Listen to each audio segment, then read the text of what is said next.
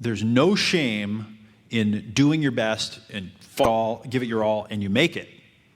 And you create success for yourself. So, what can you do to create a space of physical safety and security, emotional safety and security, and logical safety and security? In a lot of ways, and I'm pretty good at taking care of myself in a lot of ways, but what I realize is that I'm not that great at forgiving myself and giving myself the break that I would give other people. So what I kind of realize is that's something I really need to do that, to give myself that space that I would give any stranger that I would meet. I need to start doing some more of that for myself. So. Good.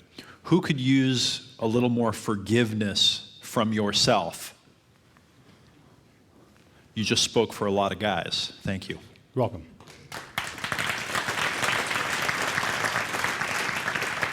In fact, that one is so important, and I don't have a specific time plan for that one. What do you need to forgive yourself for? Boy, I don't even know how to put this because I've got such a weird relationship with her, but my girlfriend, ex-girlfriend, who I'm very close to, she went to a conference, and she came back and she was telling me about a couple that she met there. And this one gentleman who's a very, very wise counselor and had been, that's a little high fiver right there. Turn to the person next to you and say, I take 100% responsibility for everything in my life, and then give them a high five.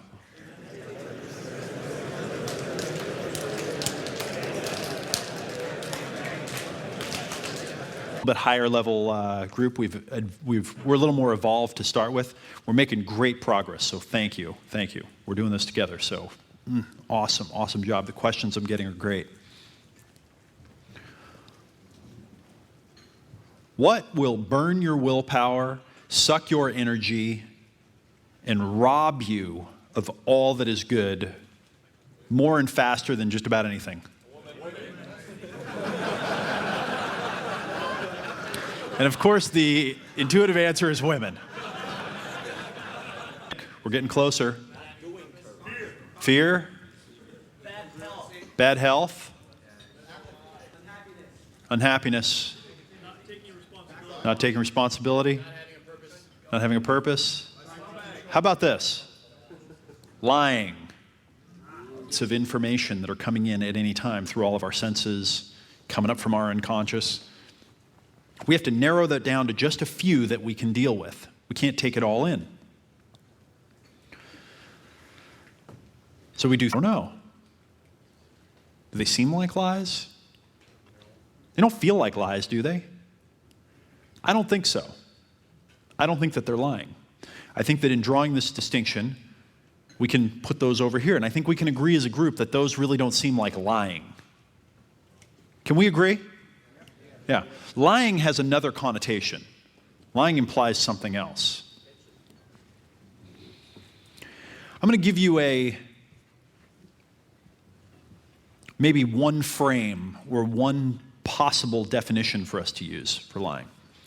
When Copernicus came along and said, Earth, center of the universe, no, maybe not. Sun, Earth, messed with everyone's paradigm too much. We're only now starting to weave into our consciousness and our thinking. In a way, honesty is just relating the perspective you see. That's fine, and it's probably valuable to do most of the time. But you can be honest and still not be facing anything in your life.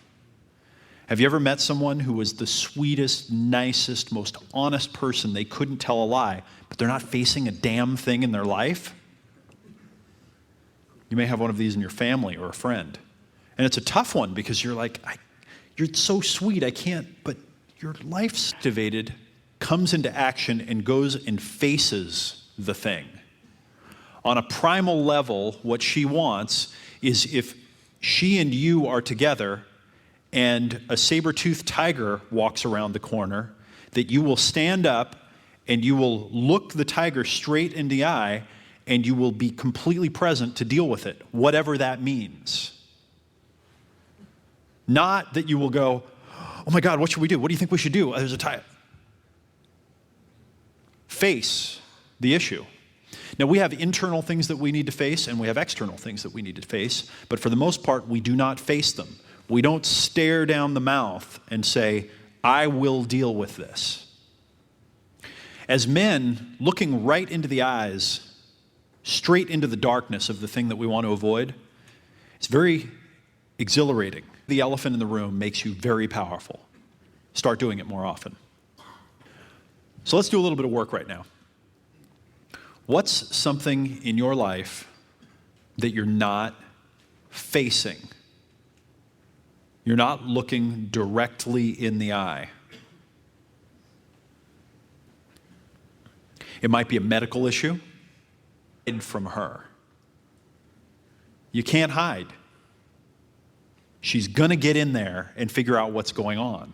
So you might as well come to grips with who you are and where you are and what's going on for you. And you might as well admit it to yourself and learn how to face it and talk about it so that when you're with her and you say, you know, I'm in fear right now. I'm afraid. And even worse, I'm afraid that you're going to judge me because I'm in fear. And that's where I'm at. All right. Basically, You're not completely owning whatever this thing is right from the beginning. Okay, go ahead. Share with me. well, basically, the thing is, I want to really get a better relationship with my mother because I'm seeing that she pushes my buttons a lot.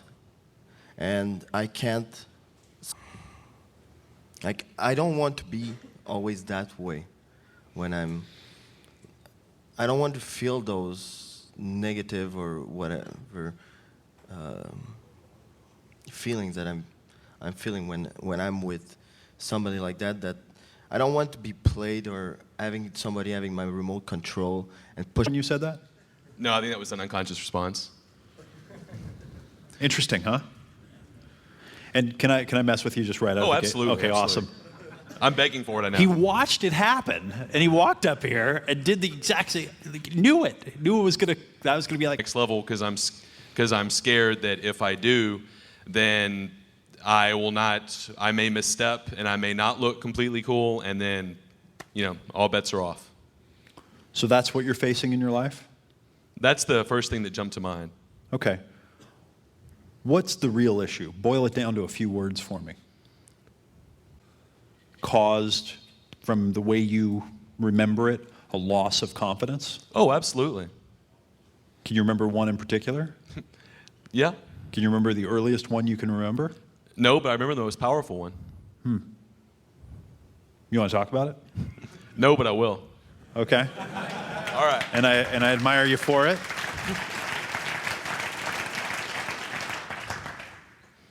Okay. I was in eighth grade. No, I was in seventh grade, and I did not feel like going to school, so I was in home sick. So I pretended to be sick so I could stay home from school that day. So when I did, I didn't, by the way. You could not have interrupted with a better thing. What are you hearing? What we're hearing is him saying it came when people whose opinion and how that is affecting everything that you think, feel, and do. And you're not in control of it. I think maybe that's something to face and to say, wow, what a gift that is. Thank you. Not from me, but just for yourself.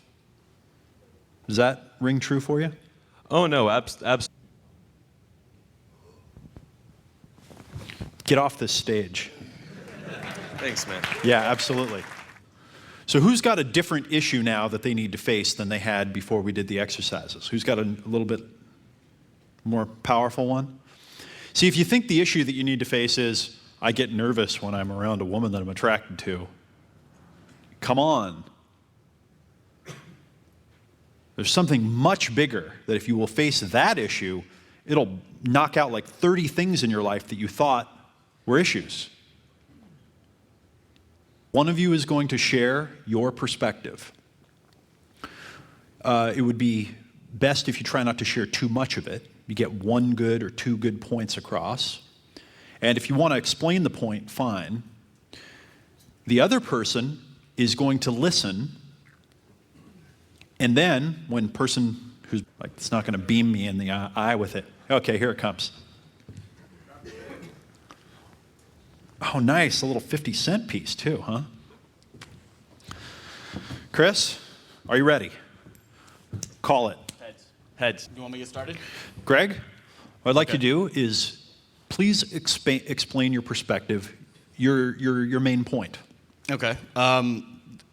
It boils down to essentially us being primates, and one of the best ways for men to control the reproductive habits or behavior of women is to establish social constructs that convince them that promiscuous behavior, exercising sexual choice is wrong because this benefits any male that's in power. There's no moral right or wrong. Well said. Chris? All right. What did you hear Greg say? And Greg? you know what? I'm going to try to stay out of it a little bit. I'm going to try to, Right. but just getting you started. I basically heard Greg say that in natural selection, the main part. The idea of whether it's morally right or wrong is a strategy by men, and it's evolved not by any one person, but it's evolved as a society by ideas and controlling the sexuality of the things that societies have constructed. You look at it, it's not a moral issue. It's something that has been constructed because it has helped societies run better one way or another. So it doesn't have anything to do with morality. So basically the argument is morality in general is just a societal construct. Putting this in the camp of morality is. Okay. So explain what you just heard him say.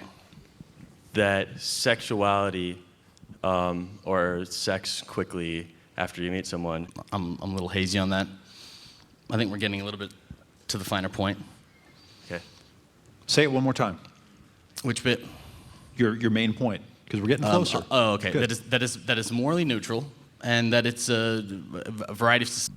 I would go with that. Good. Thank you. Good. Not yet. Okay. Chris, respond.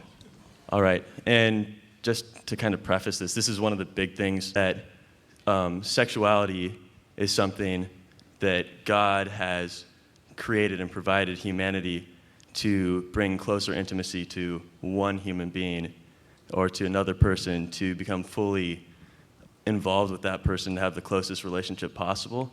Okay. And from my perspective, I've personally seen my dad, who is very promiscuous, cheat on my mom and basically destroy our family. And I have seen other relatives who stay together and who are faithful. So for me, it's more of almost experiential, as well as I've done tons of research on this too, but for me, it's mostly experiential, seeing how if two people fully devote themselves to each other and just with basically reckless abandon and work on growing that. Being faithful, not being promiscuous, has given people better lives, and therefore, by that extension, you think it's more moral. It is a more moral behavior. Exactly. Do you feel understood? Very. Good. What's your response? Oh, my response to his argument? Or Well, his perspective? His perspective, yeah.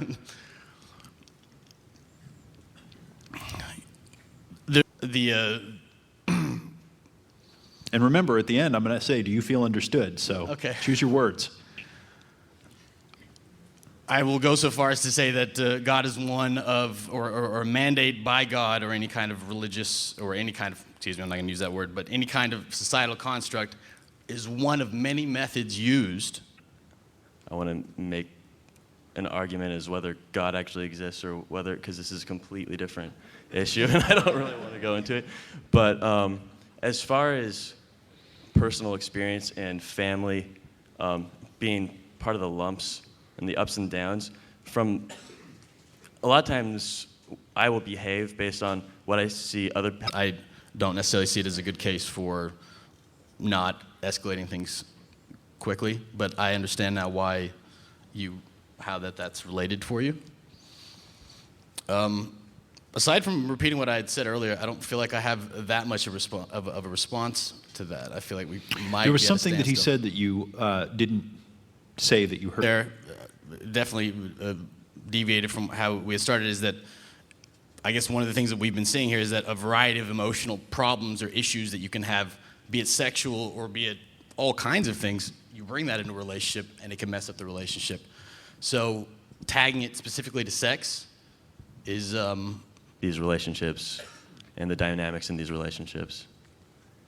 And my response would be, although I guess I can't speak from too much experience, but sexuality and having sex, based off of discussions with other people, not from much firsthand knowledge. and then after that you said, but I'm hashing it out.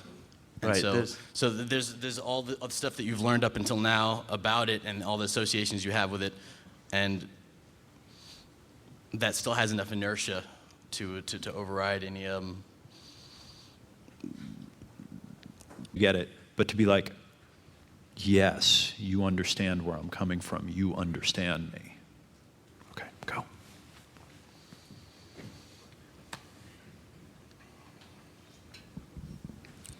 I guess I'm making a couple other points. I'm already done with the responding back, so I'm gonna.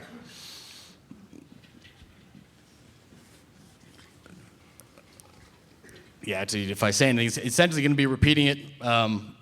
This whole aspect of life, I feel like can it can be damaging, and again, just like many other habits that you have, it can hurt you. It's all kinds of shopping or a variety of other things that you can do to hurt yourself.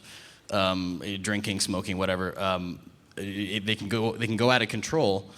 So one could say, well, it's not immoral to do a lot of these things. If you do it to the point where it actually hurts your life and it hurts relationships around you, then it can be immoral. But the act in and of itself is not immoral. So I guess that's just a variation of what I had said earlier. Right. So basically, everything in moderation, kind of, is that? The immorality in that is, especially if you're not, if there's no lying involved, if there's no deceiving involved, if there's attraction, all this stuff. It's actually part of the glory of being human, being a guy, and it's good stuff. So so I don't see where the moral part, unfortunately, not black and white. So getting back to the topic of sex, that is also not black and white. So, and it's not easy. It actually would be easier if there was a this is right and this is wrong. On to the topic, sleeping with someone very quickly. Yeah, there's absolutely nothing wrong with that.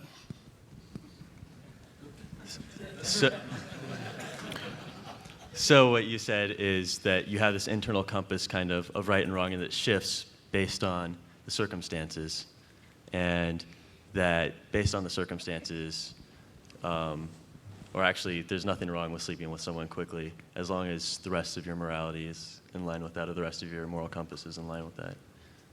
Well, it's moral too. Can I get you to hold the mic so it's pointing into your mouth and not to the side? Okay. Just hold it right in front of you. There you go. Oh wow, that's better. There you go. Because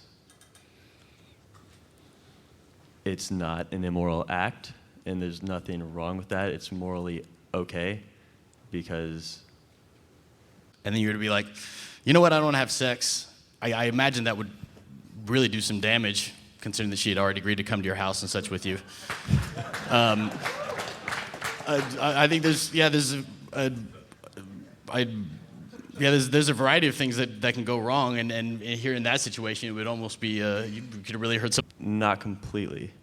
Do you feel understood as a person? Be honest.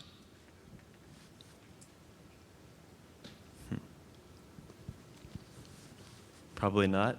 Okay. Can you make him feel understood? I can try. I feel like that there's a conflict.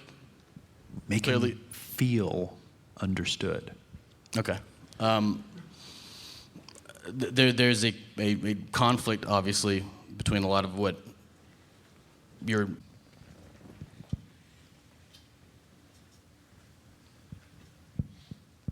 So basically,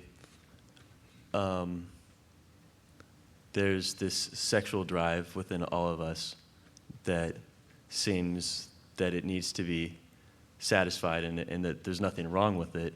There's one-time relationships, one-offs, versus inside of a relationship for you? It's an expression of something in the sense that, I mean, I suppose you can make out with somebody and it's just making out, or you can make out with somebody and it can actually be expression as well. You really love that person. So here you have kissing, and it can be an expression of an Experience is that a person that would tend to be identified with one, let's say more organized, spiritual organization. I'm trying to classify you without having any judgment. Another human being. And did you notice what I was saying at the end there a lot? Do you feel understood? The next level that we go to after that is saying, do you feel like the other person feels understood? Because guess what? Know if she feels understood. She'll be able to tell. And she'll be able to tell whether or not you care. And if she doesn't feel like you care, that she feels understood, you're going to have a rift that's going to form between you and her. And that's going to be a problem. And it doesn't matter who's right.